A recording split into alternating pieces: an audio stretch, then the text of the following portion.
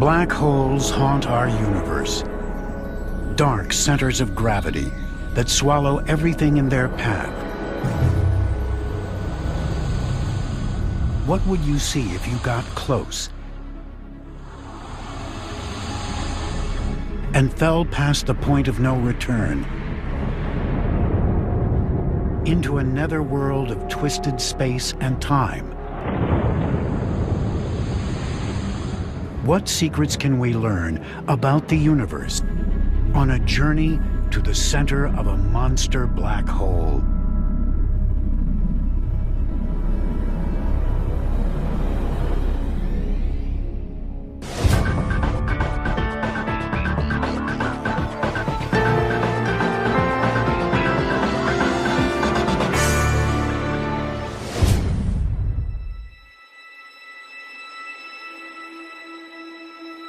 Imagine traveling to the very center of our galaxy,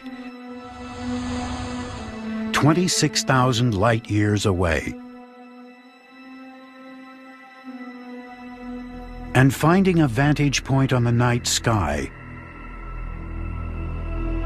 You'd see millions of stars, and on the horizon, a strange dark sphere rising. It's a black hole, an object so dense, nothing can escape its gravitational pull, not even light. This monster is 10 times the size of our sun, yet millions of times heavier. It's not the only one out there.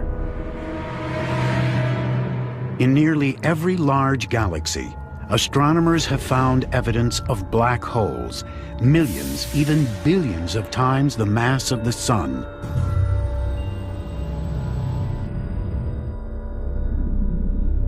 How did they form? And how did they get so large? In the search for answers, we are beginning to glimpse the forces that shape the stars, planets, even life. And now, by tracing the life cycle of black holes, scientists are finding clues to the fate that awaits our galaxy and the universe at large. But how do you study something that by nature evades detection?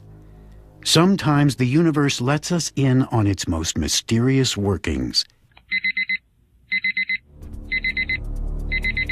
March 19th, 2008. Astronomers around the world receive an alert sent from an orbiting observatory called SWIFT. It had recorded a flash of gamma radiation, a kind of ultra-high energy light that is the signature of a cataclysmic event. SWIFT automatically relayed the information down to Earth. And within seconds, robotic telescopes in North and South America turn their gaze on the rising light.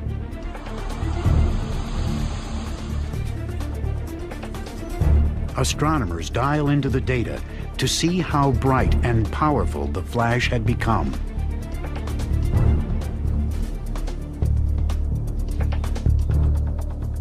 Meanwhile, at giant observatories in Chile and in Texas, they zero in on it, using specialized instruments to split the light into all its different wavelengths. That tells them how far the light had traveled to reach Earth. What they find is that it had come from 7.5 billion light years away, halfway across the visible universe. Tom Vestrand heads a robotic telescope project at the Los Alamos National Lab in New Mexico. He has been tracking high-energy gamma-ray bursts for over a decade and has never seen anything like this.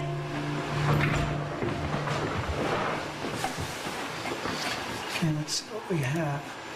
It was the most luminous thing ever detected by mankind. Traditionally, think of astronomy as something that happens very slowly. But this was a thing that had been traveling to us for 7.5 billion years, arrived here, and for 30 seconds it was astonishingly bright. amazingly bright minutes later, even still showing signs of saturation. Yep. It was so bright, in fact, that it was visible to the naked eye. Putting together evidence from ground and space telescopes, astronomers determined that the flash was a narrow but intense beam of light, and that most likely it broadcast the birth of a black hole.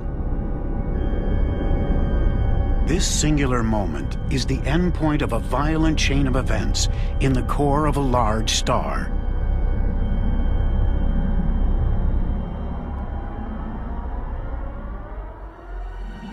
All stars shine by burning light elements like hydrogen. In the largest ones, intense heat fuses these elements into heavier ones, like carbon, silicon, and finally iron. Like hot air in a balloon, heat and light from these nuclear fires creates an outward pressure that prevents the star's massive outer layers from collapsing inward. Eventually that fuel runs out, the energy flows out through the star off into space. It can't go on forever. When the fuel runs out, the star starts to shrink. And when that iron core builds up to about 1.4 times the mass of the Sun, it can no longer hold itself up against the pressure and it will collapse. In some cases, as matter slams into the star's core, the impact creates a powerful shock wave that races back out and literally blows the star apart.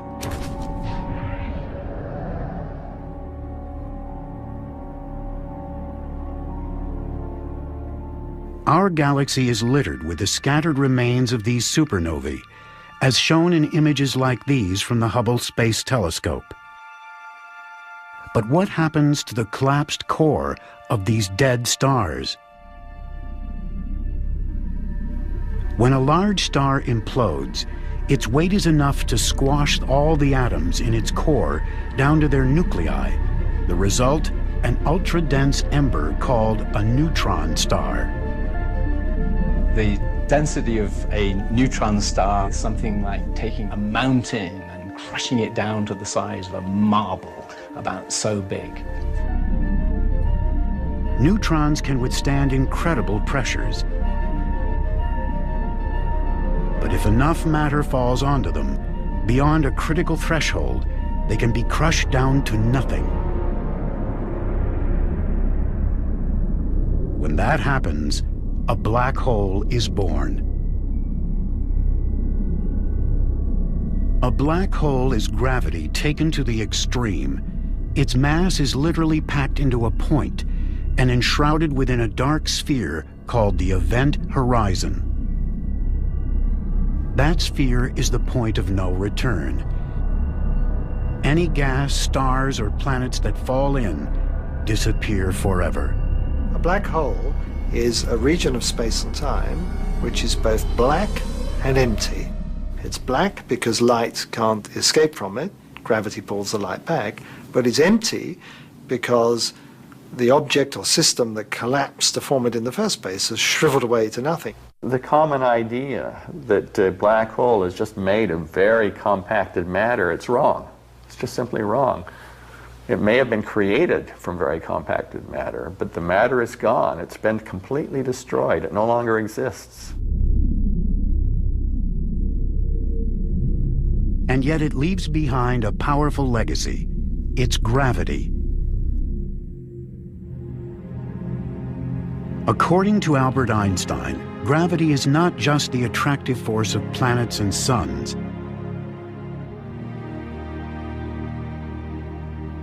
It's a warping of space and time, what scientists call space-time, in the presence of massive objects. A planet, for example, goes into orbit when it's caught in the warped space surrounding a star, like a ball spinning around a roulette wheel. With the mass of a star squashed down to a point, a black hole is a deep puncture in space-time.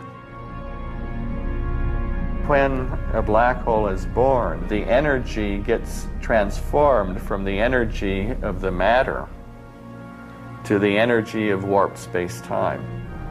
So it's a transformation of the form of the energy from one to another, but the energy is still conserved. What you're left behind with is warped space-time that has a huge amount of energy in it. With that energy, a black hole can affect its environment in profound ways.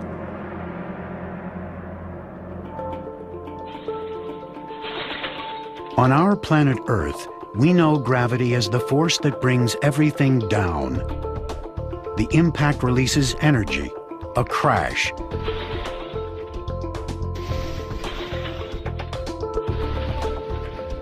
A thud.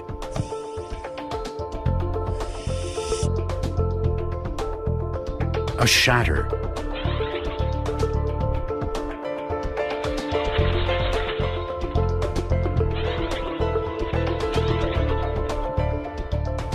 When matter falls toward a black hole, the energy released can reach astronomical proportions. When we look at how they affect the rest of the universe, we look at what happens around them, what happens when stuff exploits this huge gravitational potential, this huge gravitational hole that they form, and how that is exploited to make energy. Such energy emissions are part of a growing body of evidence that black holes, famous for hiding in the dark, have a history of outbursts that have reached across the cosmos and shaped the universe we know.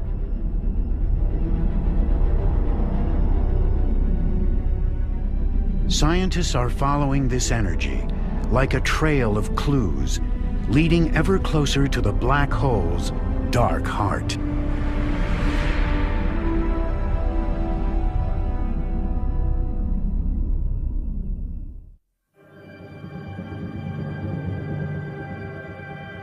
Astronomers once saw black holes as rare and exotic in a universe seemingly dominated by stars and galaxies. A radically new view has emerged from surveys of galaxies and black holes stretching deep into the universe.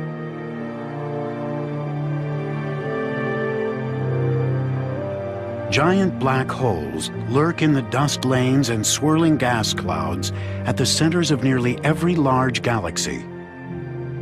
What's more, the larger the galaxy, the larger the black hole. That's a clue that they must have evolved hand in hand, each shaping the life story of the other.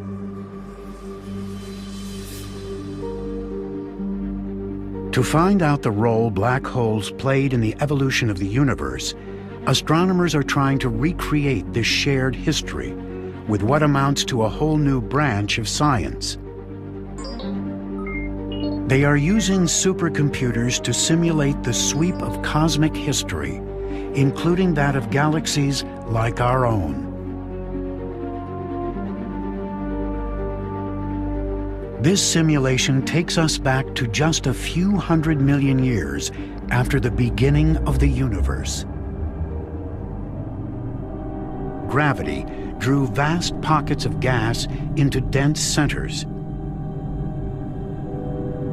They grew hotter and hotter, igniting to become the first generation of stars. These stars lived hot and fast, and in only a few million years, some blew up in powerful supernovae. From these stars likely came the first generation of black holes. Cosmologist Tiziana Di Matteo is part of a wider effort to see what marked these early black holes left on the universe. Her computer program simulates the action of gravity on gas, the formation of stars, galaxies, and black holes.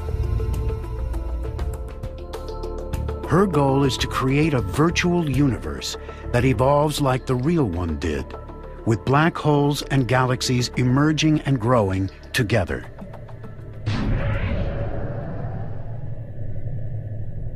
Our Milky Way galaxy is located in a quiet part of the universe, with relatively few other galaxies around it.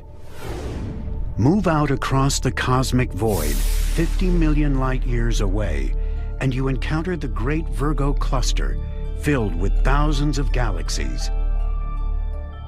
Recent telescope surveys show that this region is part of a larger pattern of galaxies resembling a vast spider's web. To get her virtual universe to look like this, Tiziana needs to know what cosmic conditions gave rise to black holes and galaxies in the first place. So it's a beautiful problem because we start from extremely well-specified initial conditions. We know the initial condition of the universe, and that's very rare in astrophysics, in cosmology, in any branch of physics. Details of what the universe was like in its earliest times have come courtesy of a breakthrough observatory called WMAP. It found a blotchy pattern in a kind of radiation generated soon after the Big Bang. Astronomers believe this pattern is the origin of the spider's web structure they see in their telescopes. It defines the beginning point of Tiziana's simulation. She sets her virtual universe in motion. It covers a region in the shape of a cube over 100 million light-years on a side. The result, an intricate cosmic web with gravity drawing matter into filaments and knots on the largest of scales.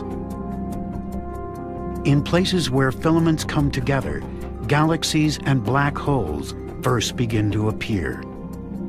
All the matter that is coming in from the large scale will also allow the black hole to grow because of these gases being transported from large scale all the way into the galaxy, and the galaxy all the way into the center, and therefore feeding and growing these central black holes at a very high rate. In this sequence drawn from her simulation, the circles indicate the appearance of black holes within the data. What she finds is that as these black holes gain mass, gravity pulls them toward the densest regions, where a few grow larger than all the rest. How did these chosen few black holes grow so rapidly? The orbiting Chandra X-ray Observatory recently turned up evidence at the centers of galaxies back in the time of the early universe. These images show its remarkable find, actual supermassive black hole pairs, beginning what astronomers believe is a dance of death.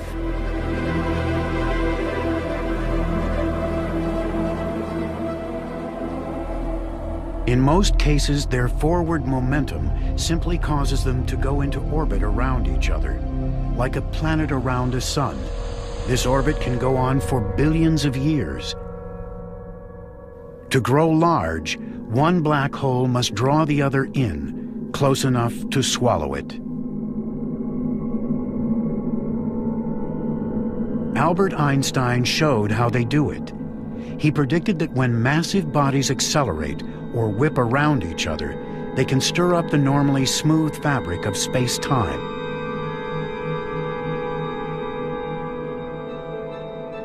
It's like a rock hitting a pond. Some of the energy of the impact is transferred to waves that move outward along the surface. Likewise, a titanic collision of black holes would send waves, gravity waves, racing across the universe. So you have two tornadoes embedded in a third larger tornado, and they're going to come crashing together, and you want to know what happens when these tornadoes are not made from whirling air, but made from whirling warped space and time. This simulation shows what happens. As two black holes get close, they turn space into a turbulent sea of gravity waves. These waves have the effect of carrying energy away from the orbit itself. That allows the pair to draw each other in and merge into one. We go back to half of the age of the universe, and all of these black holes are swallowing large amounts of gas. So it's a fun time. It's sort of the golden age for the growth of most black holes. The reason why this is because most of the large major mergers are occurring in the universe around this time. This simulation shows how a galaxy like our own might have taken shape in a flurry of mergers and collisions.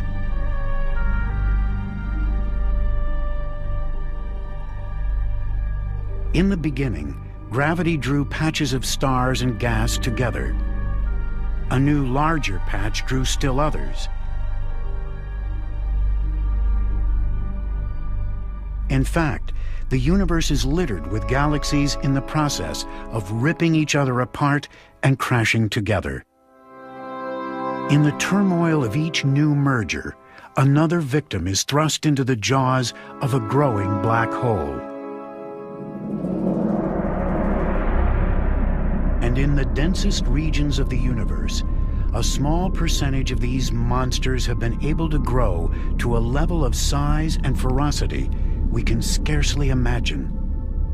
And yet, amid all the violence, are clues to how the universe, and even places like Earth, came to be what they are.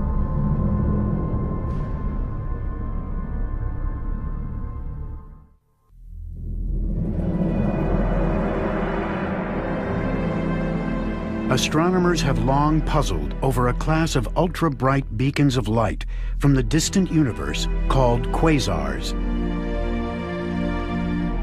In time, they link them to the outpouring of energy from the centers of galaxies and to growing black holes.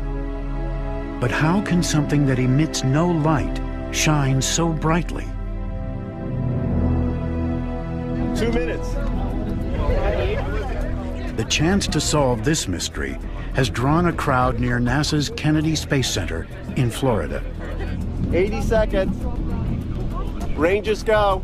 45 seconds. Mounted in the nose of a rocket just up the beach is the next generation cosmic explorer.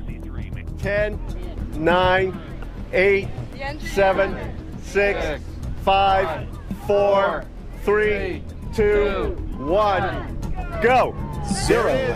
Liftoff. Delta rocket carrying blast. Gamma ray telescope searching. The Fermi Gamma Ray Space Telescope is part of a larger effort to explore the role black holes play in shaping the universe.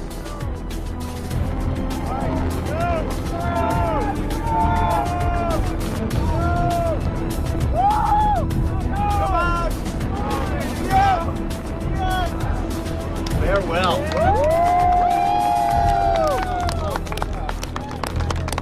On the other side, yeah. To me, the idea that we're standing here on this planet in our own little area of our galaxy, we're able to look around and make meaningful measurements, have a theoretical understanding of the entire universe in which we live, to me is something that all of humankind can justifiably take pride in. The black holes that interest Steve Ritz, a project scientist, and his team are among the largest ones out there. The energy they emit is thought to stem from periods of rapid growth at the center of galactic feeding frenzies. Billions of years ago, in places where the universe was dense with matter, gravity drew swarms of young galaxies hurtling toward each other. A large galaxy grew in the center, and when another galaxy fell toward it, it hurled matter at a central black hole. Force-fed like this, the black hole could grow up to several billion times the size of our own sun. Probing the Perseus Galaxy cluster, the Chandra X-ray Observatory found immense hot cavities hollowed out of the surrounding gas. The culprit, they believe, is a jet of radiation coming from a large central galaxy. As it roared out, this jet created shock waves so powerful it pushed huge volumes of gas beyond the central region. And without this gas, new stars can't form. That explains why some of the largest galaxies are filled with old stars, most likely born before their black holes began erupting. At the same time, a black hole jet can seed the surrounding regions with the heavy elements needed to form solar systems and planets like ours. The black hole also has the property that as it spins on its axis, as the Earth spins, it drags space into a whirling motion like the air in a tornado, faster near the horizon, slower farther away, just as the air in a tornado is whirling faster near the core than it is farther away. In the eye of this cosmic tornado, gas and stars flow into the hole along a rapidly spinning disk.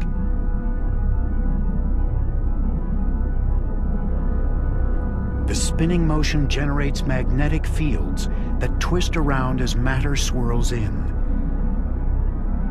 These fields channel some of the inflowing matter out into a pair of high-energy jets. So we can extract then the rotational energy of a black hole. Nature can extract it. And the amount of energy you can get out is enormously larger than all the energy you can get from burning all the nuclear fuel inside of stars. It's the equations of Albert Einstein that describe the source of this incredible power, the extreme warping of space just outside the black hole. What we can learn from these equations doesn't stop at the event horizon. They can also let us enter, with our minds, the realm within a black hole. Most likely we'll never directly see how those equations play out and live to tell. A future explorer prospecting for data would tempt fate by traveling too close. If the monster is a collapsed star, weighing a few times the mass of the sun, its gravity rises sharply.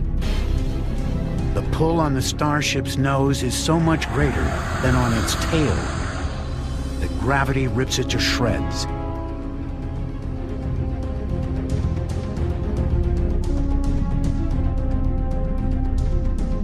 Ironically, you'd find a gentler ride into a supermassive black hole. Its larger size means its gravity is more spread out.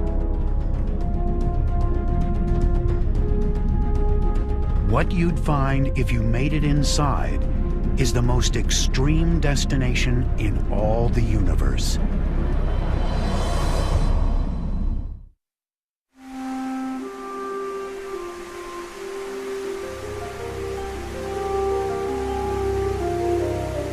Andrew Hamilton, an astrophysics professor, has been investigating what happens when matter falls inside a black hole.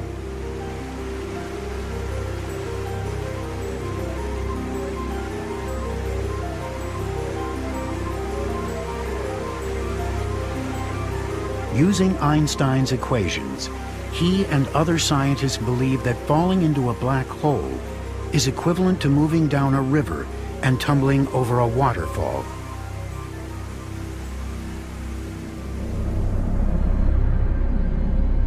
Like a cosmic precipice, the outermost region of the black hole, the event horizon, is where space itself flows relentlessly in.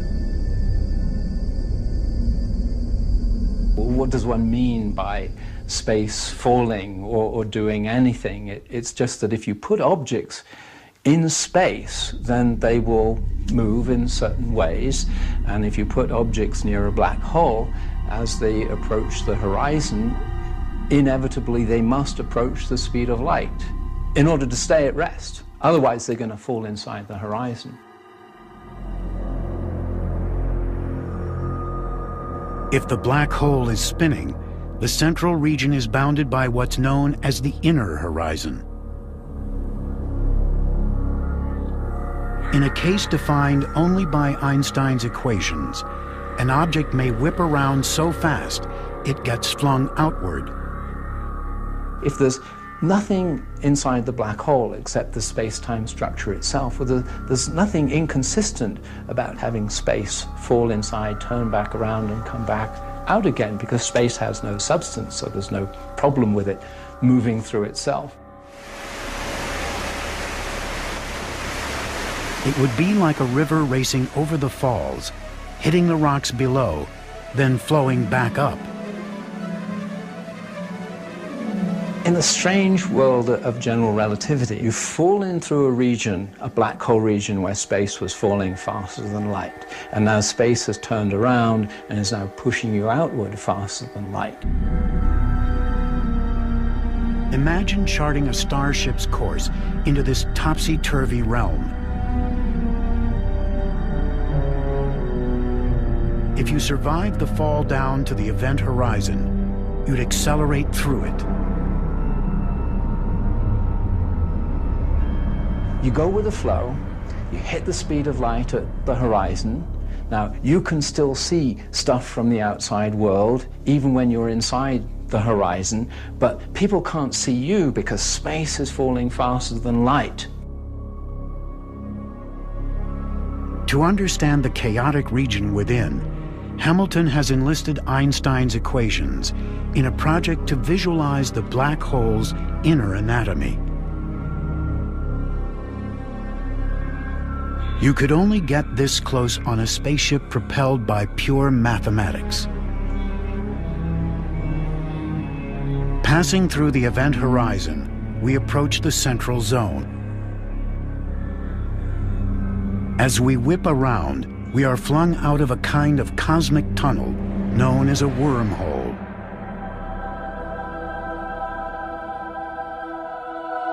At its end, we pass through what's known as a white hole. Like characters in a science fiction story, we exit into another time or place, perhaps another universe. This strange passage is the work of theory. In reality, it couldn't form amid all the turbulence. The moment you introduce any real matter, then the stuff that's trying to fall in tends to collide with the stuff that's coming back out again. There's a turbulent, chaotic maelstrom deep down inside the black hole. In a waterfall, this collision zone is where water crashes on the rocks and ricochets into the downward flow.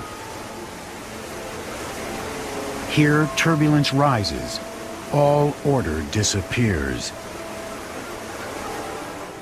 In a black hole, the collision zone is the inner horizon, where swirling matter envelops the central core.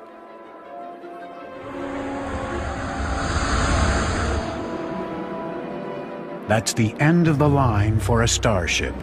It gets instantly vaporized. The chief characteristic of this region near the inner horizon is that streams of energy are passing through each other, and they're passing through each other very rapidly. That counterstreaming of material begins to build up to the point where it self-gravitates, and that gravity accelerates those streams even faster through each other.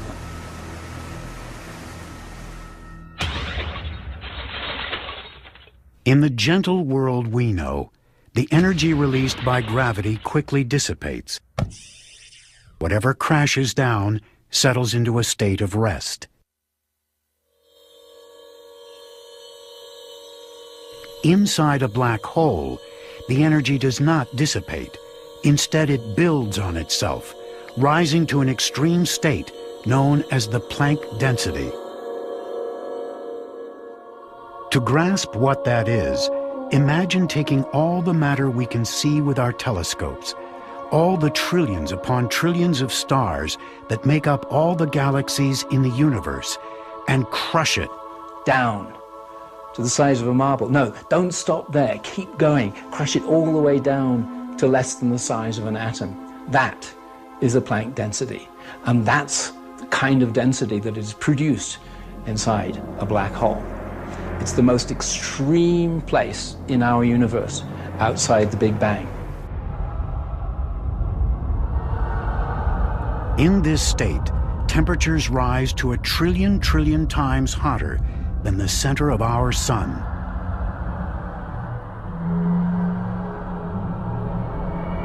It would be hard to imagine what destructive impact the release of this energy would have.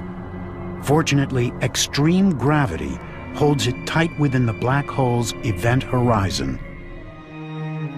As astronomers project the continued evolution of our galaxy, they ask, will the matter and energy impounded within its central black hole remain there forever? Or is the black hole, like all other cosmic bodies, somehow subject to the ravages of time?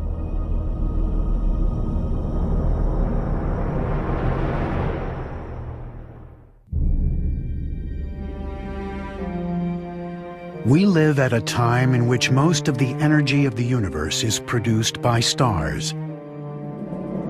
Trillions of years from now, all across the universe, stars begin to use up their fuel and fade away.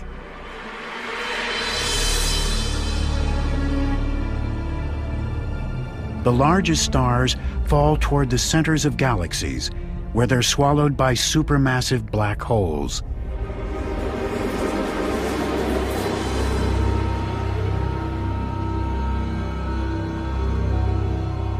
As the universe decays, it gives way to a long era dominated by the remnants of dying stars and black holes. The far future of the universe is one where the stars have burnt out and formed neutron stars or white dwarfs and some black holes, and eventually, over long periods of time, the black holes merge together to form bigger black holes. In time, much of the matter within galaxies will fall into these black holes, and they will become the last bastions of our universe. How long will they last? The answer may come from a theory proposed by the cosmologist Stephen Hawking. Stephen Hawking applied quantum physics to black holes and predicted that they wouldn't be black but would glow with heat radiation in a very distinctive way.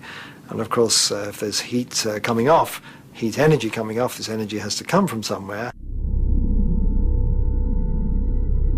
The energy, Hawking said, would come from tiny particles emerging from the vacuum of space just outside the event horizon.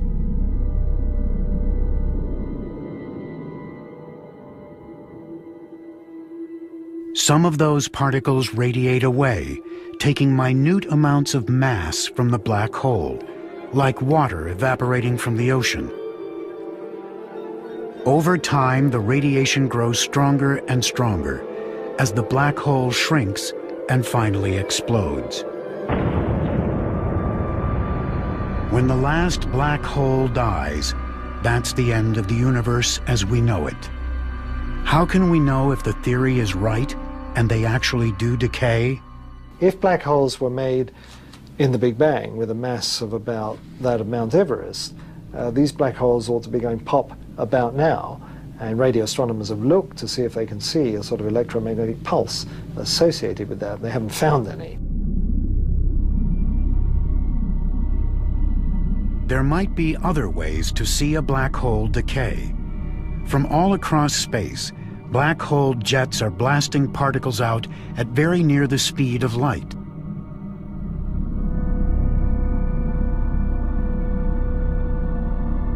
These particles, called cosmic rays, slam into our Earth's atmosphere with enough energy to create miniature black holes. These mini monsters would decay immediately in a shower of particles, but they are very difficult to observe. We're almost to store.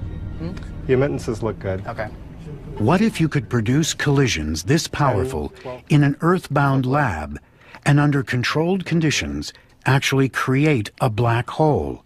All right, so let's go ahead and If you could then watch it decay, it would provide a unique window onto the future of black holes. Okay, filling blue. So we'll start collimating in blue ring. It's hoped that taking two very high-energy small pieces of a very fast proton and colliding them with each other, you can put enough energy into a small enough space that you can actually create the conditions by which a black hole would form. These black holes are supposed to be very small, therefore very hot, and therefore they essentially radiate themselves away immediately. 1.2, 1.3, 10 to the 9. Barbecue is still locked. Feedback looks good. All right, here we go. At Brookhaven National Lab in New York State, physicists are using advanced technology to blast gold atoms in opposite directions down giant tunnels almost 2.5 miles long. They accelerate these atoms to within a tiny fraction of the speed of light.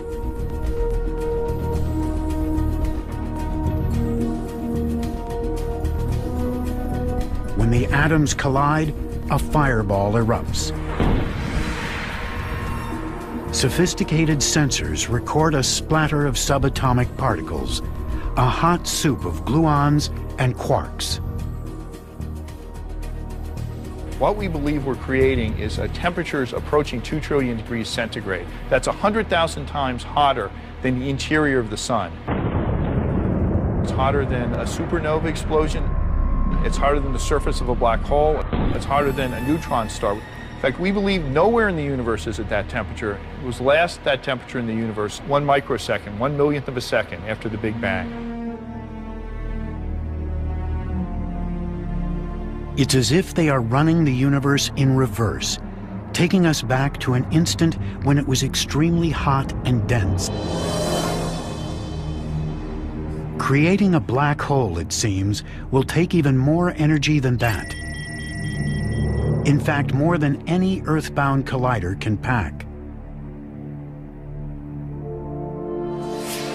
That is, unless there's more to our universe and to gravity than we've thought. Our injection efficiency looks good. The orbit looks good. Orbit RMS is under 2 millimeters in each plane. Einstein's theory of general relativity is the one that we find in all the textbooks, and it's the one that we're all sort of pledged to defend, but it would be rash to say it's the last word on the subject of gravitation. And there are certainly alternative theories around, and some of them are quite popular. And some of these theories, these are non-standard theories of gravitation, predict that you could make a black hole by colliding together subatomic particles. Some scientists believe they may be able to create one at a new and more powerful system in Europe called the Large Hadron Collider. The key lies in whether the world we know is part of a more complex cosmic reality, beyond the 3 spatial dimensions plus time that we experience in our everyday lives. If so, we would be like insects living on the 2-dimensional surface of a pond, unaware of the deep and complex reality below it. That we can be living on the surface of the pond, happily minding our own business, but not realizing that underwater, something, say a fish underwater, could be swimming through the water, causing disturbances that propagate up to where we are. We could feel it happening, we could essentially see our universe around us changing, but we look around for the cause of it and we won't know what it is.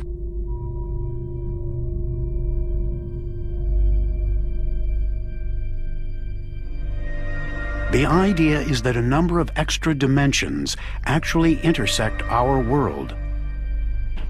10, 12 pi. Okay.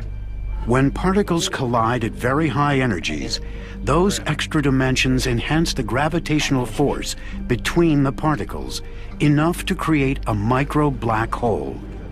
Let's look good.